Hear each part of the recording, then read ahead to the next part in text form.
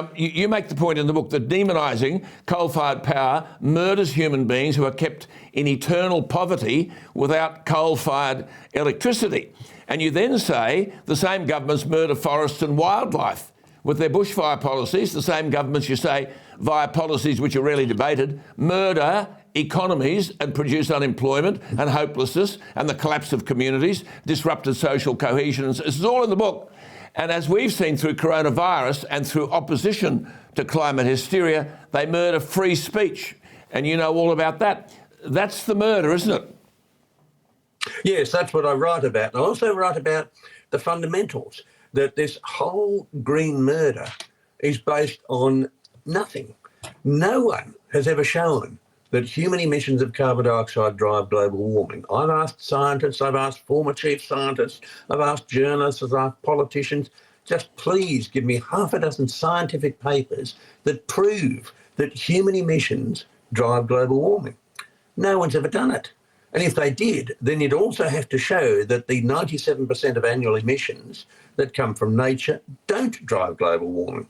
So the whole green concept of damaging hydrocarbons is demonstrably wrong. We also know that over the last 30, 40 years, when there's been a very, very slight increase in atmospheric carbon dioxide, we've had a greening of the planet, a greening of the deserts in North Africa, slightly better crop yields, partly due to additional plant food in the atmosphere, partly due to better fertilisers, partly due to genetic engineering, and partly due to better farming practices.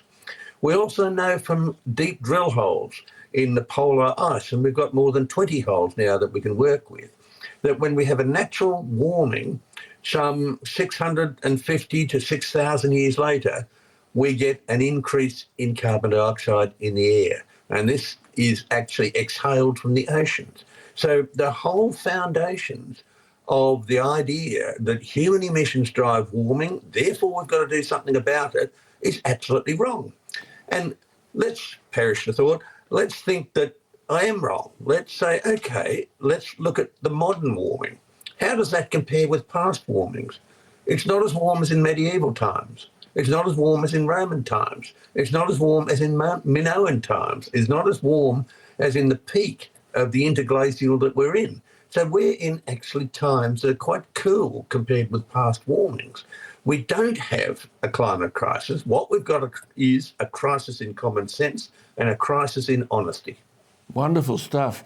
But this alarmism, Professor Plimer, not only is fostered by government, but by the media, by big business, the very big business, and takes over the education system.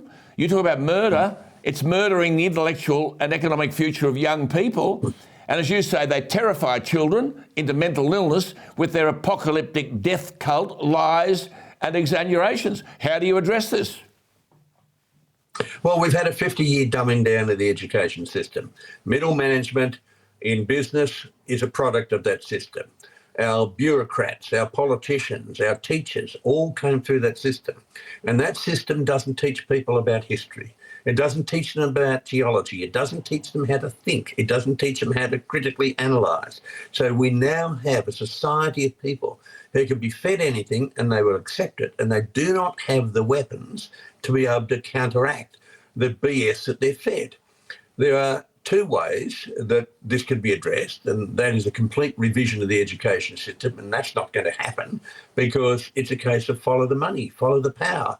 We've lost our education system. This has gone to the left activists. We've lost our bureaucracies. These are now full of left activists who, rather than fearlessly giving information to government, they operate as activists. We've lost the media. The media now, especially the mainstream media, are basically pursuing activism. They're not pursuing journalism.